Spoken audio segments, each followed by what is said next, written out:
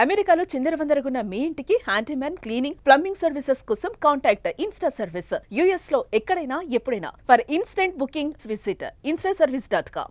అమెరికాలో కొత్త పార్టీ ఆవిర్భవించబోతోంది. దాని పేరు the America party. Elon Musk versus Donald Trump రాజకీయాలు రాజుకున్న తర్వాత ఈ కొత్త పార్టీ ప్రస్తావన సోషల్ మీడియాని షేక్ చేస్తోంది. ఎలాన్ మస్క్ ఈ పేరుని ప్రతిపాదించారు. అమెరికాకి ఒక కొత్త పార్టీ అవసరం ఉంది అనేటువంటి ఆలోచనని ఆయన షేర్ చేసుకున్నారు. ఒకసారి చూద్దాం ఏం చెప్పారు ఎలాన్ మస్క్. నిజంగా అమెరికాలో మరొక పార్టీ ఏర్పడేటువంటి అవకాశం ఉంటుంది. ఎందుకంటే అమెరికాలో 2 పార్టీ సిస్టమ్ మాత్రమే ఉందంటే ద్విపార్టీ సిస్టమ్ 2 పార్టీలే ఉంటాయని మనం అనుకుంటాం. కానీ అమెరికా ప్రజాస్వామ్యం ఏంటి, ఈ కొత్త పార్టీ ఆవిర్భవించడానికి అవకాశం ఉందా లేదా ఒకసారి విశ్లేషించే ప్రయత్నం చేద్దాం. ఇది ఎలాన్ మస్క్ చేసినటువంటి tweet. The America party. America party అనేటువంటి పేరు ఇప్పటివరకు ఎవరు పెట్టలేదు. ఎందుకంటే అమెరికాలో చాలా పార్టీలు ఉన్నాయి, బట్ ఈ పేరు పెట్టలేదు. అందుకనే అంతా కూడా discussion America first, make America great again, దీని చుట్టూనే నడుస్తుంది. కాబట్టి ఈ పేరు ఎలాన్ మస్క్ ప్రతిపాదించినట్టుగా కనిపిస్తుంది. The people have spoken a new political party is needed in America to represent the 80% in the middle. So అసలు ఈ 80% లెక్క ఏంటి ఒకసారి చూద్దాం మనం. ఎలాన్ మస్క్ పెట్టినటువంటి and exactly 80% of people agree this is fate. So తలరాతి ఇలా ఉందని చెప్తున్నారు. ఇక్కడ ఇది చూస్తే కనుక ఒక పోల్ క్రియేట్ చేశారు ఎలాన్ మస్క్. ఆ పోల్లో 80% people, is it time to create a new political party in America that actually represents the 80% in the middle.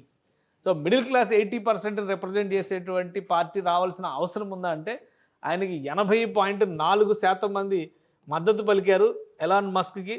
ఇంకా 19.6% మంది నో చెప్పారు. ఈ 80.4% అభిప్రాయాలకి అనుగుణంగా ది అమెరికా పార్టీ అనేటువంటి ఒక పేరుని ఎలాన్ మస్క్ ప్రతిపాదించారు. అమెరికా పార్టీ పెట్టడానికి అవకాశం ఉందా? అసలు అమెరికాలో ఏ పార్టీలు ఉన్నాయి? ఎందుకంటే మనకు తెలిసిన రాజకీయాల్లో మన దేశంలో మాత్రమే బహుపార్టీ వ్యవస్థ, అనేక రాజకీయ పార్టీలు ఉన్నాయనేటువంటి అభిప్రాయం ఉంటుంది. కానీ అమెరికాలో కూడా అనేక పార్టీలు పెట్టడానికి స్కోప్ ఉంది అని తెలుసుకునేటువంటి ప్రయత్నం చేద్దాం. ఆ స్కోప్ ఎట్లా ఉంటుంది, ఏ విధంగా ఉంది, అలానే అమెరికాలో ఆల్రెడీ ఉన్నటువంటి పార్టీలు ఏవి, వాటిని కూడా ఒకసారి లిస్ట్ అవుట్ చేద్దాం.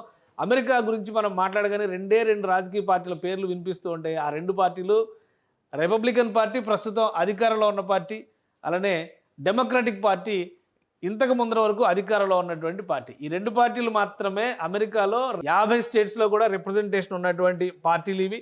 అన్నిటికీ కూడా బ్యాలెట్ యాక్సెస్ ఉంది. అమెరికాలో బ్యాలెట్ యాక్సెస్ అనేది ఒక డిఫరెంట్ ప్రజాస్వామ్య స్ఫూర్తిగా మనం చూడాల్సి ఉంటుంది.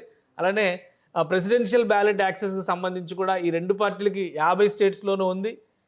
ఎలక్టరల్ ప్రెసిడెంట్ ఇప్పుడు ఎన్నుకున్నటువంటి కోటాలో చూసినా కానీ సెనేటర్స్ ఎంతమంది, ఎలక్టరల్స్ ఎంతమంది, అలానే ఇతర స్టేట్ అసెంబ్లీస్లో ఎంతమంది రిప్రజెంటేటివ్స్ ఉన్నారో ఆ డేటా మొత్తం కూడా మనకు కనిపిస్తుంది. కాబట్టి ఇవి 2 మాత్రమే పార్టీలు ఉన్నాయని చెప్పని బయట ప్రపంచం అనుకుంటుంది. కానీ అమెరికాలో ఇంకా అనేక పార్టీలు ఉన్నాయి. ఆ డేటాను కూడా ఒకసారి విశ్లేషించేటువంటి ప్రయత్నం చేద్దాం. అమెరికాలో అవసరాన్ని బట్టి రాజకీయ పార్టీలు పెట్టడానికి అనేక అవకాశాలు ఉన్నాయి. నేషనల్ లెవెల్లో ఈ 2 పార్టీల తర్వాత థర్డ్ పార్టీస్ కూడా కొన్ని ఉన్నాయి. అందులో ముఖ్యమైనది ఫార్వర్డ్ పార్టీ. ఈ పార్టీకి ఒకే ఒక రిప్రజెంటేటివ్ బ్యాలెట్ యాక్సెస్లో 4 ఉన్నాయి, కానీ ఒకే ఒక రిప్రజెంటేటివ్ స్టేట్ లెజిస్లేటర్స్లో ఉన్నారు. అలానే ఇంకొక పార్టీ ఉంది, అది వెర్మాంట్ ప్రోగ్రెసివ్ పార్టీ. ఈ పార్టీకి 5 లెజిస్లేటర్స్ ఉన్నారు. సో అంటే కొన్ని స్టేట్స్లో మాత్రమే ఉన్నాయి. ఇవి కాకుండా మల్టీ స్టేట్ రిప్రజెంటేషన్ ఉన్న పార్టీలు కొన్ని ఉన్నాయి, సింగిల్ స్టేట్ రిప్రజెంటేషన్ ఉన్నటువంటి పార్టీలు కొన్ని ఉన్నాయి. సో ఇక్కడ Libertarian Party, Green Party, No Labels, Constitution Party, Working Families Party, Party for Socialism and Liberation, Alliance Party, Natural Law Party, అలానే అమెరికన్ సాలిడారిటీ పార్టీ. ఇవన్నీ కూడా మల్టీ స్టేట్ పార్టీలుగా అమెరికాలో పనిచేస్తుంది. ఇక్కడ మీరు గమనించి చూస్తే కనుక ఒక్కొక్క స్టేట్లో ఈ బ్యాలెట్ యాక్సెస్ ఉన్నాయి, 39 స్టేట్స్లో ఉన్నాయి. ప్రెసిడెన్షియల్ బ్యాలెట్ యాక్సెస్ ఏమో 47 స్టేట్స్లో ఉంది ఈ లిబర్టేరియన్ పార్టీకి. అంటే ఇది కొద్దిగా పెద్ద పార్టీగా, మల్టీ స్టేట్ పార్టీస్లో కొద్దిగా పెద్ద పార్టీగా చూడాలి. గ్రీన్ పార్టీ కూడా కొద్దిగా పెద్ద పార్టీగా చూడాలి. మిగతా పార్టీలు అన్నీ కూడా నామినల్గా ఉన్నటువంటి రిప్రజెంటేషనే చూడాలి. ఇక సింగిల్ స్టేట్ పార్టీలకు సంబంధించి అమెరికన్ ఇండిపెండెంట్ పార్టీ కాలిఫోర్నియా స్టేట్లో మాత్రమే ఉంది. లిబరల్ పార్టీ ఇది న్యూ మెక్సికోలో మాత్రమే ఉంది. వర్కింగ్ క్లాస్ పార్టీ ఇది మిచిగాన్లో మాత్రమే ఉంది. ఇండిపెండెంట్ పార్టీ ఆఫ్ ఒరేగాన్ ఇది ఒరేగాన్లో మాత్రమే ఉంది. పీస్ అండ్ ఫ్రీడమ్ పార్టీ ఇది కాలిఫోర్నియాలో మాత్రమే ఉంది. అప్రూవల్ ఓటింగ్ పార్టీ కొలరాడోలో ఉంది. అలానే కొలరాడో సెంటర్ పార్టీ ఇది కూడా కొలరాడోలోనే ఉంది. Conservative party of New York state ఇది న్యూయార్క్లో ఉంది. ఇండిపెండెంట్ పార్టీ ఆఫ్ లూసియానా ఇది లూసియానా స్టేట్లో ఉంది. యునైటెడ్ కన్సాస్, ఇది కన్సాస్ స్టేట్లో ఉంది. అలానే ఓరెగాన్ ప్రోగ్రెసివ్ పార్టీ, అంటే మన దేశంలో ఎట్లయితే రాష్ట్రాలకు సంబంధించి పార్టీలు ఏర్పడిపోయినాయో అదే తరహాలో అక్కడ కూడా కొన్ని రాష్ట్ర పార్టీలు, రాష్ట్రాన్ని రిప్రజెంట్ చేసేటువంటి పార్టీలు, ఆ రాష్ట్రాల పేరుతో ఉన్నటువంటి పార్టీలు కూడా ఉన్నాయి. ఇవన్నీ కూడా సింగిల్ స్టేట్ రిప్రజెంటేషన్ ఉన్నటువంటి పార్టీలు. సో ఇవేవి కూడా పెద్దగా ఇంపాక్ట్ చూపించేవి కాదు. అయితే ఒకటే ఒకటి ఇక్కడ ఆలోచించాల్సినటువంటి అంశం ఏంటంటే ఎంతవరకు ఆ పార్టీలకి ప్రజా మద్దతు ఉంటుంది. మన దేశంలో అయితే ఎవరైనా కానీ ఎలక్టరల్ రూల్స్ని ఫాలో అయ్యేవాళ్ళు. ఓకే, భారతీయ పౌరుడైనటువంటి వ్యక్తి ఎవరైనా ఏ పదవికైనా కానీ పోటీ చేయడానికి అవకాశం ఉంది. కానీ అమెరికాలో ఏంటంటే బ్యాలెట్ యాక్సెస్ అనేది అవసరం.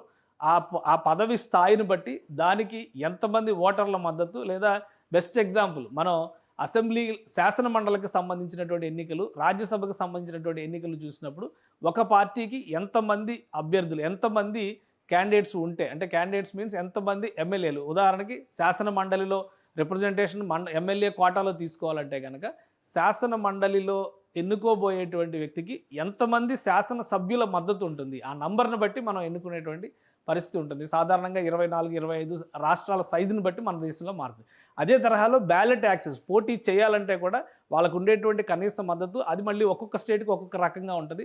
ఆ రిప్రజెంటేషన్లో కలిగేటువంటి మద్దతును బట్టి వాళ్ళు అక్కడ పోటీ చేసేటువంటి స్థానం, లెజిస్లేటర్గా పోటీ చేస్తారా, లేదంటే సెనేట్ మెంబర్ అవ్వాలంటే మళ్ళీ అది మన రాజ్యసభ లాంటిది కాబట్టి అది డిఫరెంట్ కేటగిరీ అవుతుంది. కాంగ్రెస్కి ఎలక్ట్ అవ్వాలంటే అక్కడ మద్దతు ఏంటి, దీని ఆధారంగా వాళ్ళకు ఉండేటువంటి ఓటర్ల సంఖ్య మద్దతు ఆధారంగానే బ్యాలెట్ యాక్సెస్ అనేది దొరుకుతుంది. కాబట్టి అందుకని ఒక రాజకీయ పార్టీ అనేది చాలా సంక్లిష్టమైనటువంటి ప్రక్రియగా అమెరికా రాజకీయాల్లో చూస్తారు. కానీ ఇప్పుడు ఎలాన్ మస్క్ తీసుకున్నటువంటి నినాదం ఖచ్చితంగా మూడవ రాజకీయ పార్టీ బలమైన ప్రత్యామ్నాయం రావాలనేటువంటి వాదన ఆయన చేస్తున్నారు. ఎంతవరకు ఎలాన్ మస్క్ని యాక్సెప్ట్ చేస్తారు, ఎంతమంది ఆయనకు మద్దతు ఇస్తారు, ఆయన వెంట ఎంతమంది నడిచి వస్తారు, దీన్ని బట్టి అమెరికా పార్టీ భవిష్యత్తు ఉండేటువంటి అవకాశం ఉంటుంది. దానికి అనుగుణంగా ఎలాన్ మస్క్ ఎలాంటి ప్రణాళికలు వేస్తారు, ఏ విధంగా ఆకర్షిస్తారో చూడాలి. ఎందుకంటే ఎలాన్ మస్క్ని వ్యతిరేకిస్తున్న వాళ్ళందరూ చెబుతున్న ఒకే ఒక్క మాట, ఎలాన్ మస్క్ అక్రమ వలసదారు అనేటువంటి మాట చెప్తున్నారు. అమెరికా ప్రయోజనాల కంటే కూడా తన ప్రయోజనాలే ఎక్కువ అనే ఆలోచనతో ఎలాన్ మస్క్ పనిచేస్తున్నారని చెప్పని ఎక్స్ప్లెయిన్ చేసేటువంటి ప్రయత్నం చేస్తున్నారు. కాబట్టి ఈ రెండు అంశాలని దృష్టిలో పెట్టుకొని చూసినప్పుడు ఎలాన్ మస్క్ పెట్టబోయేటువంటి పార్టీ ఏ విధంగా ఉంటుంది. ఇంకోటి, ఇక్కడ 80% ఓటింగ్ జరిగినటువంటి ఎక్స్ కంట్రోల్ చేసేది కూడా ఎలాన్ మస్కే. కాబట్టి ఎక్స్లో వచ్చే రిపోర్ట్స్ని ఎంతవరకు నమ్మొచ్చు, ఎక్స్లో వచ్చే ఓటింగ్స్ని ఎంతవరకు నమ్మొచ్చు, డొనాల్డ్ ట్రంప్ పోటీ చేసేటువంటి క్రమంలో, ప్రెసిడెంట్ పదవికి పోటీ చేసేటువంటి క్రమంలో ఎక్స్ నిర్వహించినటువంటి అనేక ఓటింగ్ క్వశ్చన్స్ అన్నీ కూడా ఎలాన్ మస్క్ ఇంటిగ్రేట్ చేసి ఉద్దేశపూరితంగా డొనాల్డ్ ట్రంప్కి అనుకూలంగా ఫ్యాబ్రికేట్ చేశారనేటువంటి ప్రచారం కూడా అమెరికా రాజకీయాల్లో దుమారం రేపింది. సో ఇప్పుడు ఎలాన్ మస్క్ తనదైన శైలిలో కొన్ని ప్రశ్నలు లేవనెత్తినప్పుడు ఎక్స్ రియల్గా స్పందించిందని అనుకోవడానికి ఎంతవరకు అవకాశం ఉంది, ఎక్స్లో వచ్చిన పర్సంటేజెస్ని మేనేజ్ చేయడానికి ఎందుకు అవకాశం లేదనుకోవాలి. కాబట్టి ఇది కూడా ఒక అంశంగా మనం చూడొచ్చు. సో ఎలాన్ మస్క్ ఇచ్చినటువంటి ఈ డేటాను బట్టి చూస్తే మాత్రం ఒక రాజకీయ పార్టీ ఆవిర్భావం స్పష్టమైనటువంటి సంకేతాలు క్లియర్గా కనిపిస్తున్నాయి అమెరికాలో. సో ఎలాన్ మస్క్ పెట్టబోయేటువంటి రాజకీయ పార్టీ ఏ విధంగా ఉండొచ్చు, ఎందుకంటే ఆయన ఆపరేట్ చేసేటువంటి ఎక్స్ వేదికగా ఈ పర్సంటేజ్ ఆఫ్ ఓటింగ్ వచ్చి ఈ 80% రిప్రజెంటేషన్గా రాజకీయ పార్టీ ఆవిర్భవిస్తుంది. కాబట్టి ఒకసారి ఎలాన్ మస్క్ సృష్టించినటువంటి ఈ ఎక్స్ మాయాజాలంలోనే ఒక ప్రశ్న వేసి చూద్దాం. ఎందుకంటే the America party, Elon Musk the America party. So ఇది ఎలాన్ మస్క్కి చెందినటువంటి ఎక్స్లోనే గ్రోక్లో ఒకసారి అడుగుదాము. ఎందుకంటే ఎలాన్ మస్క్ అభిప్రాయాలకు అనుగుణంగానే ఇది పనిచేస్తుంది అనేటువంటి భావన ఉంది. కాబట్టి ఎలాంటి జెండా, ఎలాన్ మస్క్ మనోభావాలకు తగ్గట్టుగా ఎలాంటి జెండా రూపొందించవచ్చు అమెరికాకి సంబంధించి అనేటువంటి టాస్క్ మనం గ్రోక్కి ఇచ్చాం ఎక్స్లో. సో ఏం చేస్తుందో చూద్దాం. There is no definitive officially recognised symbol or flag for America party. So ఇది గ్రోక్ ఇచ్చినటువంటి రెస్పాన్స్. అమెరికా పార్టీకి సింబల్ కానీ జెండా కానీ లేదు అని చెప్పింది. Elon Musk has no such party has been formally established by him. So ఇంకా పార్టీ పుట్టలేదు కాబట్టి the America Party which Elon Musk has floated as an idea to represent the 80% in the middle of America voters. So ఇక్కడ ఒక clarity వచ్చింది. బహుశా Elon Musk అభిప్రాయాల్ని Grok బాగా study చేసినట్టుగా ఉంది.